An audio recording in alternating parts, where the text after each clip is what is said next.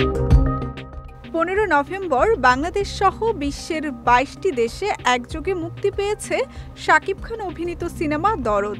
গেল 5 বছরে কোনো উৎসব ছাড়া মুক্তি পেত না এই নায়কের সিনেমা। তবে এবার সেই ধারা ভেঙে মুক্তি পেল দরদ। এরই মধ্যে বেশিরভাগ দর্শকেরই প্রশংসা কুড়িয়েছে ছবিটি। আর এমন মুক্তিতে ভীষণ উচ্ছ্বসিত সুপারস্টারের প্রাক্তন স্ত্রী চিত্রনায়িকা অপু বিশ্বাস। এ প্রসঙ্গে গণমাধ্যমকে অভিনেত্রী বলেন, ঈদের অনেক দিন পর রিলিজ হলো শাকিবের সিনেমা দরদ আমাদের চলচ্চিত্রের জন্য অনেক বড় সুসংবাদ।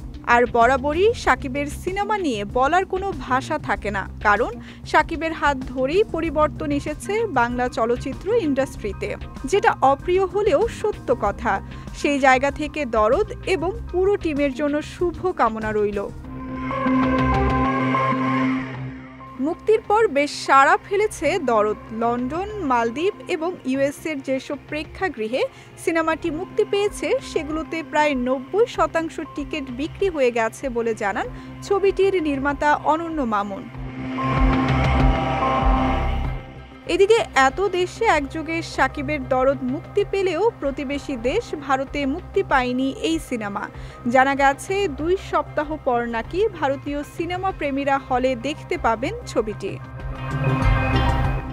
এ প্রসঙ্গে নির্মাতা বলেন, দেশের সঙ্গে একই দিনে ভারতে মুক্তি দিলে পাইরেসির ঝুঁকি থেকে যেত, সে কারণে 2 সপ্তাহ পিছিয়ে দেয়া হয়েছে। শাকিবের দরদ একটি ওয়ালটন টেলিভিশন মাত্র 25,490 টাকায় পাচ্ছেন গুগল টিভি।